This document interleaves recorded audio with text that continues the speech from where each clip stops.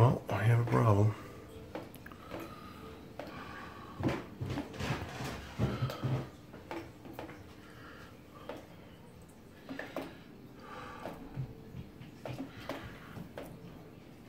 It's cold. I don't know why. It's a little bit over there, a little bit over there. I have to drop the fan. God only knows. Octember. And there's some in the corner coming down here. So I wonder if it's in here.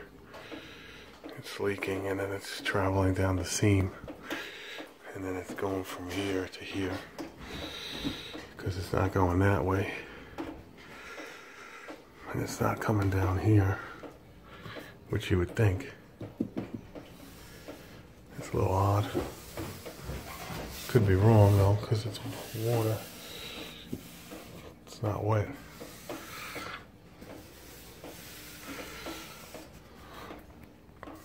Removed everything. That's staying there. The garage carpet's gone. The couch is gone.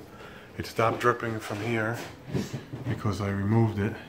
I cut the little nipple there. I cut a hole here. And in order to determine if it was left or right, it's coming from left because the right is not dripping. It's very hot. See, the right's not dripping, only the left piece is dripping. So it's hitting this tube and it's only going to this corner. See how bad this corner is? It's dripping all the way down this wall. So this could go back because there's a beam right there. The beams go this way. So worst case scenario is this could all stay and get patched down the road, and this might be able to get patched. It's a little, you can see the piece right here. So I'm going to take this corner off and see if it's from there or it could be in the garage. Very skeptical about being in the garage, but oh shit. Oh, here it is. See this? That's water. So, shoot. Oh man, I didn't think it would be in here. I could take this cover off and drop this hose reel and I could stick my hand in there, but I don't think if it's back here. Oh look, grease. Oh, it's upstairs. I have to go check the other room. Which means, but it's not dripping out of here. Let me make sure it's not dripping here. No, I don't see anything. So it's dripping here. Of course. And the house must slope. Because it's not the other two valves, so it might be these valves. Yeah, this is really bad up there. Okay. Okay, well, I'm draining the system downstairs because you have to, because this thing was pissing down this wall and fucked me. So now I'm in it for painting. Now you gotta paint. Yeah, you were in it the little patches, and depending on how the drywall works out, you really don't want to touch it. Let a spackle guy come in and maybe sand it down and re-hit it. These will probably just dry. I don't know if it'll be brown spots, but the whole ceiling has to probably get painted. Okay, so this is what happened. Came in, hit it with sheetrock, hit the whole thing, and well, look at that. Brad nail came right in, sat right underneath the pipe 2 years ago. Why it didn't do anything, I don't know. Last year's heat was completely fine. This year, I guess because it expands and contracts, decided to do what I like to say, a Woody Woodpecker effect, and it basically, if I could get, like, see that? So I'm leaving this because he's, the contractor's on his way and I want to show him this.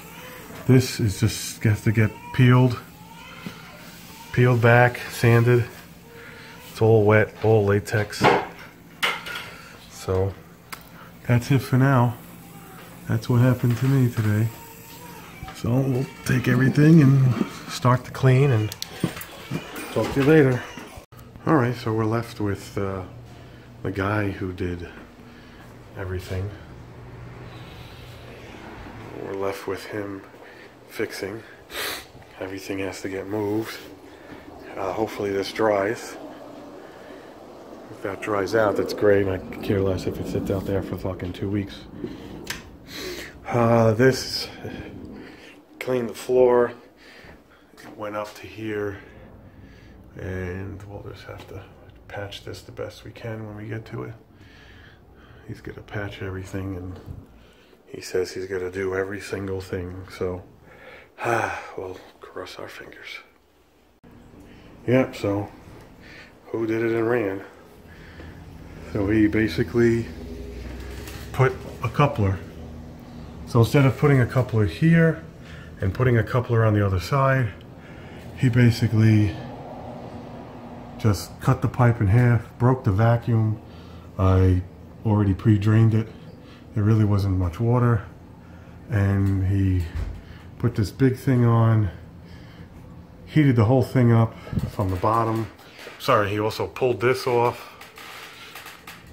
I held this like out to here. He scored it all the way. Now we have to play this game where duck-de-doo. And I'll clean this up and stuff like this because there's no reason to have it around. And we'll come back to make sure it's not leaking. I turned the heat up to 85. This has to all dry for about 2 to 3 weeks. Bring the dehumidifier up here, and that will help. That's gonna wrap. So that's gonna wrap this Octember up. If I didn't mention that before, now that I'm relaxed, took a deep breath, centered myself, and everything is completely fucked up and Italianized. Now, what we're going to do is, I obviously told you before, I called the guy who did this entire thing, sheetrock and crown molding and all the stuff here. He didn't paint, of course, and he was nice enough to just eat it, take it on the chin for right now. And what you just watched was the coupler. So what I had to do was obviously go back down into the basement, introduce each zone by itself, and basically re-bleed the entire system, and take it from there. Turned on the heat upstairs to 90. Took about 10 to 15 minutes for the boiler to get up to 180 degrees. Touched the pipes right here. Pipe was hot. Cleaned everything off as best I can with a shop vac and a rag, and no leaks. Not to say that it will ever never leak again, but this is the end result. Water came down from here. I put this black piece on. So what it does is it got soaking wet. It created the passive least resistance. It went on here, went to around here, hit the seam right here, got really wet, and went this way, hit the fan, dripped right through the fan. I do not know if that fan is going to run. I will test it way down the road outside, of course. If it works, it works. If it blows up, hey, I'll get a new fan. Box comes down, and the guy says that in about 2 to 3 weeks, hopefully everything dries. He'll send a guy over to patch this stuff up, pull this tape off, you cut it back, you retape it, and then you spackle it, you let it dry, and you feather it, and you clean it. And then these wet spots, you do something. He said something about shellac spackle, so whatever. Yeah, I'm sure. So we'll have to patch that, which I think is nice and clean, except for this little piece. I'll let them worry about it. That's a nice. Oh, we brought the rug in because obviously it was leaking a lot. So the center here, which is probably right there, is wet. Doesn't hurt to bring a dehumidifier in, right? Because there's water. Left it up a little bit so it doesn't get moldy, but it'll work itself out. Everything else is fine. And we're going to conclude this by going into the garage. And I think the garage is going to be, it is what it is. I'm lucky. I think I'll be lucky if he patches this, but hopefully he does. I don't even know how you would patch something like this if see the pipe being that the pipe is so close, but there's a beam right here, and there's no beam, so you got to bring a piece of wood like this, screw one piece of wood on this side, then I got to take this all apart, put the hose back in the ceiling, then I got to cut, then I have to cut this box out. Maybe with the patch I could do it.